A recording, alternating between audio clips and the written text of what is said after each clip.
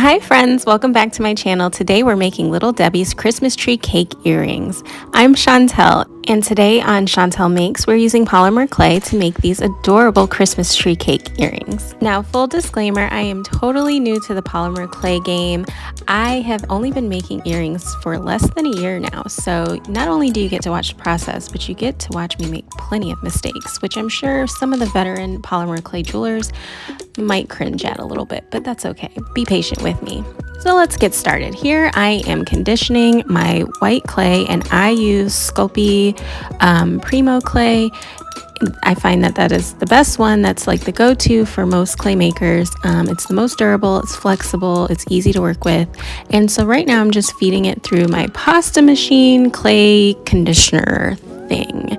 And I've seen people with like electronic ones, which I hopefully will upgrade to, but right now we're using the handheld one that I got at Hobby Lobby for about $35. So I'm just feeding it through the machine until I get the right texture, because as you can see here, there's still some wrinkles and bubbles and things like that. So we're just going to be working that out until we get a nice smooth finish. I'm somewhat of a perfectionist, so I do this over and over again until it is absolutely perfect, which is kind of impossible, but I try my best. All right, now that we've got our clay slab conditioned, I'm going to cut off the rough edges and give me like a symmetrical piece of clay to kind of work with. All right, there we go. That should get me started.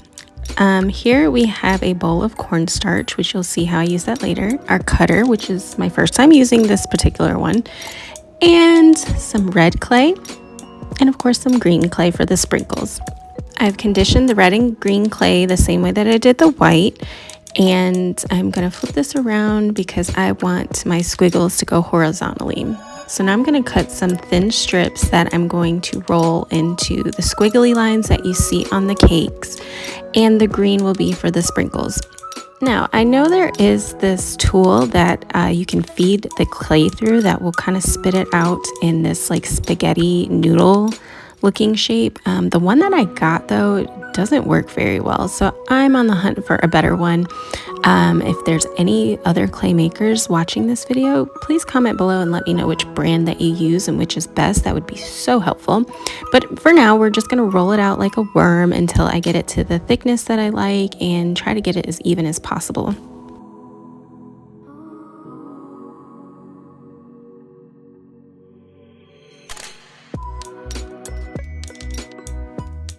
All right, we're just about done wrapping this part up, and I am actually going to use a little bit of this liquid Sculpey translucent clay as like a sticky base, and that's just going to help keep these added pieces on when it bakes. It acts as like an adhesive and it dries clear.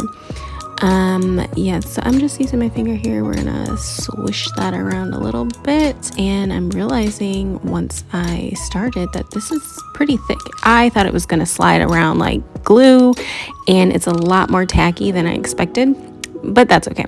We're just gonna keep working with it.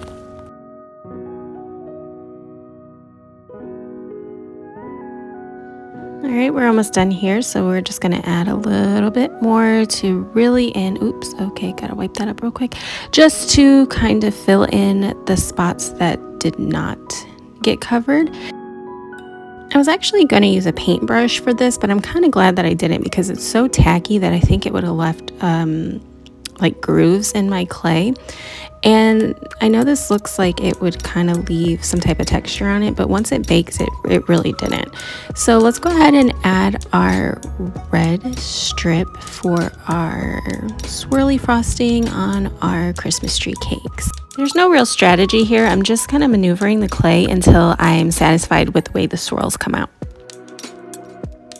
You know, so often I see clay makers with our reels and things like that, and it looks like making earrings takes all of 5 minutes and it's boom, boom, and done, but it's really a tedious process depending on how detailed each pair of earrings are.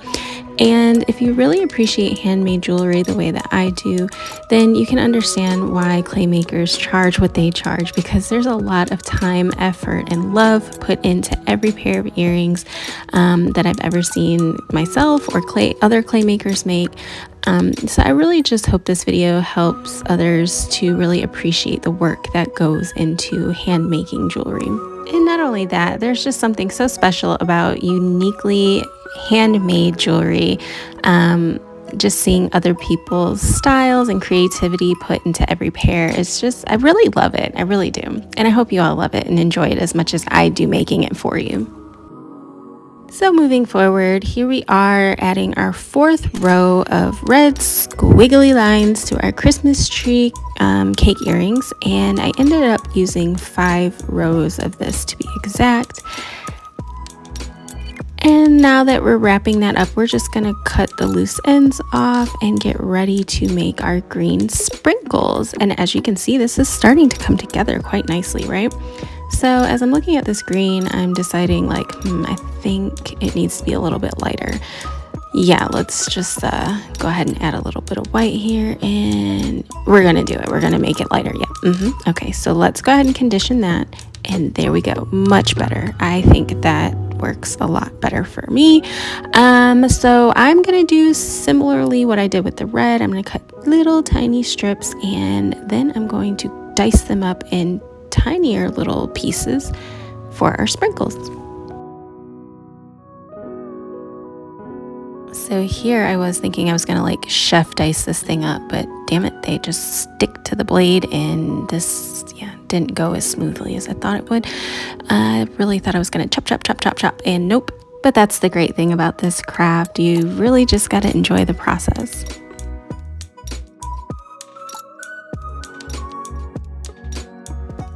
All right, we are done with our little bits of sprinkles, and now I'm just going to plop them randomly all over our slab. And as you can see, I'm just rolling them up a little bit to give them more of that realistic sprinkle effect, and I just kind of let them fall where they may.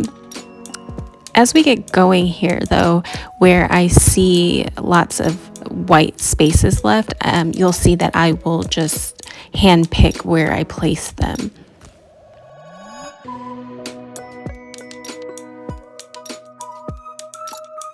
I'm getting really excited about this. It is really starting to come together.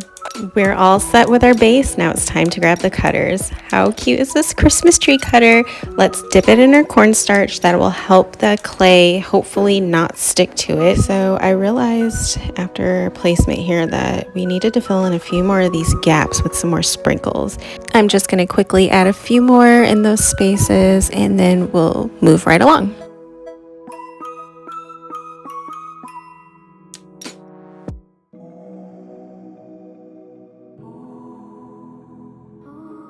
Alright, so I'm starting to feel good about it. I feel like I filled in all the gaps for my cutters, and I'm going to grab my Christmas tree cutter and dip it back in the cornstarch. Now the reason that I do this is to help it not stick to the clay, but you're going to find out in about 5 seconds that it does in fact stick to the cutter, and oh my goodness, this is where I begin to panic, because as soon as I get ready to lift it up, I'm like having an oh moment, like, oh, it's not coming up. That lets me know right there that it is stuck. So I'm starting to panic a little bit, but it's just clay, you guys. There's nothing that we can do that we can't fix in some form or fashion. I'm using this tool here that I know will leave dents, but I have a little trick in the end to kind of smooth the dents over, but I'm trying to gently push it out. But let's face it, guys, it is stuck. Oh my God. So I had to use a lot more force, which I didn't like, but I tried my best to fix it in the end, which you will see later. And that's by no means any shade to the seller of the cutters. This particular one just wasn't very sharp, which is unfortunate, but it happens. Let me just keep trying to work this bad boy out, and we'll get moving right along here. Finally, we got it loose, but with some major damage. It's all right though, we can fix it.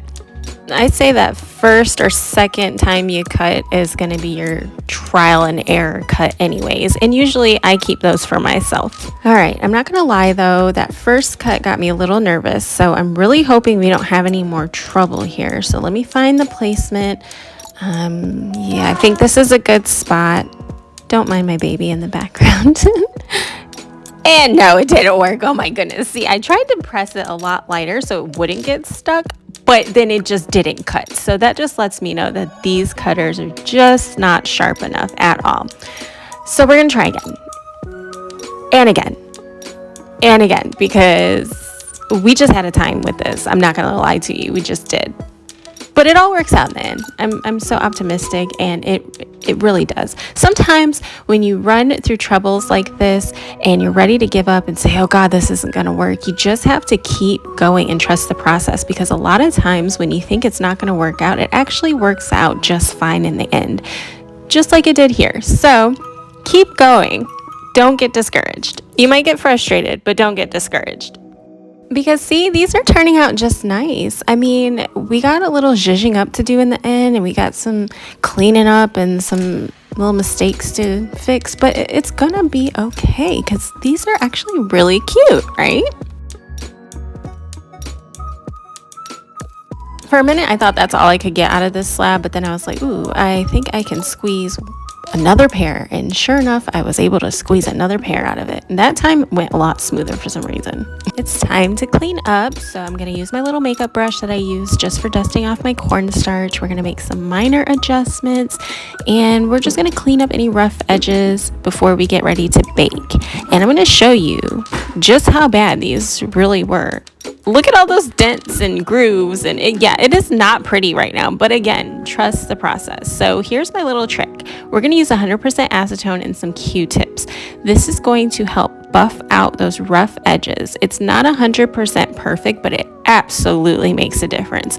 So I've got a few little Q-tips here because it does rub off some of that color, and then I'm going to get my X-Acto knife, and we are going to trim off any of the parts that I don't want there and scrape off some of that stuff that's smudged.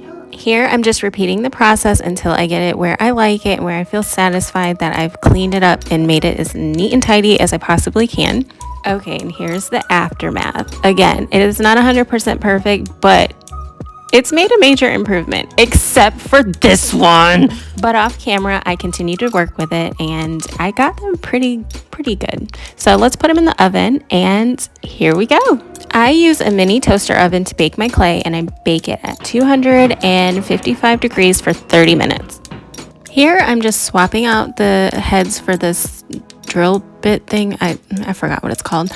And I'm just going to sand down my edges. I actually really love this part. It is so satisfying to watch those rough edges smooth out.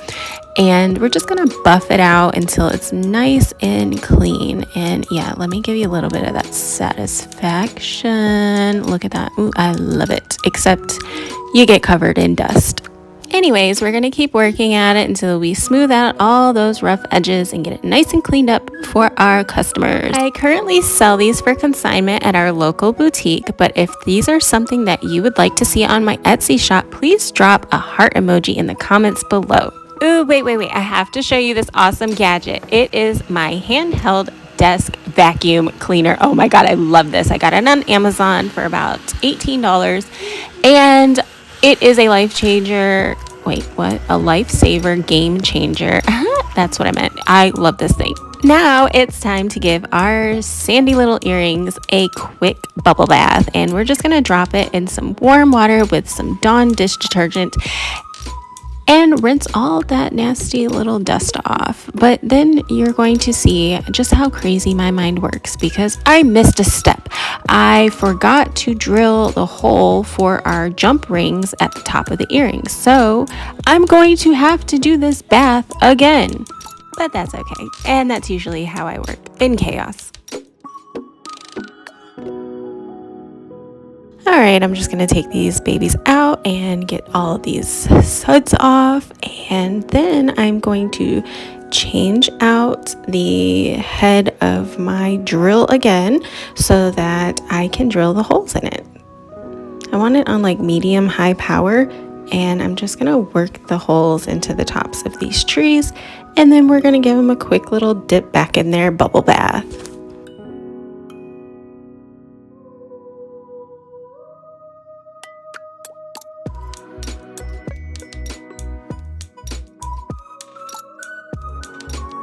We're getting close to the end here, and if you've made it this far, I love you. Thank you for hanging in there and watching this full tutorial on how to make these Christmas tree cake earrings. I'm going to use these posts, just a simple jump ring post combo for these earrings today. I don't want anything too fancy on top because they're kind of busy as is. So let's go ahead and grab our jump ring. I don't remember exactly what size this is, but I feel like it's a 10 or 12 millimeter, Lord. Anyways, I am also debating on using the bigger one because I want them to have a little bit of dangle, a little bit of movement. So once I play with the jump rings, I'm going to decide which one works best. And so I have my needle nose pliers and my needle nose tweezers, and we're just going to feed that through the hole. And I can tell already that this is going to be a little tight, which is making me a little uncomfortable because although this clay is super bendable, it still can break. So especially with the tip being so thin up top, I don't want to risk it. I'm feeling like my gut is telling me to try the bigger jump ring. It could work, but okay. We're gonna go with the bigger one. So I'm just gonna gently work this out and go with the bigger ring.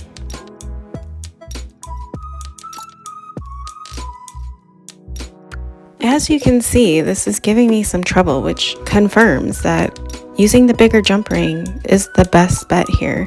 So I'm going to gently remove it. Lord, I hope I don't mess this up. Gently remove it.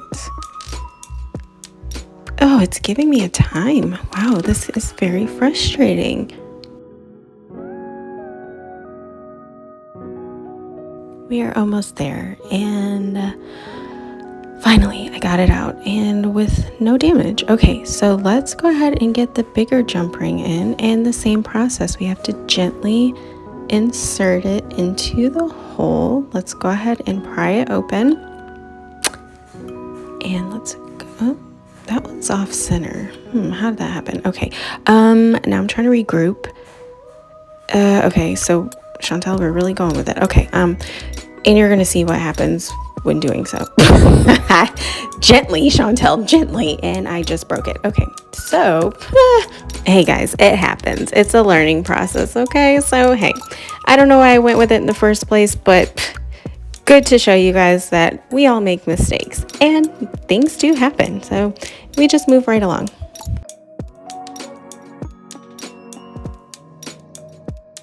These are the finishing touches. Are you guys ready to see the final result? Because we are done.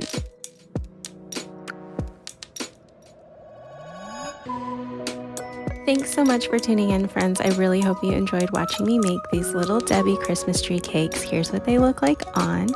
And if you did like this, please give me a like and subscribe to my channel, and we'll see you again soon. Bye-bye.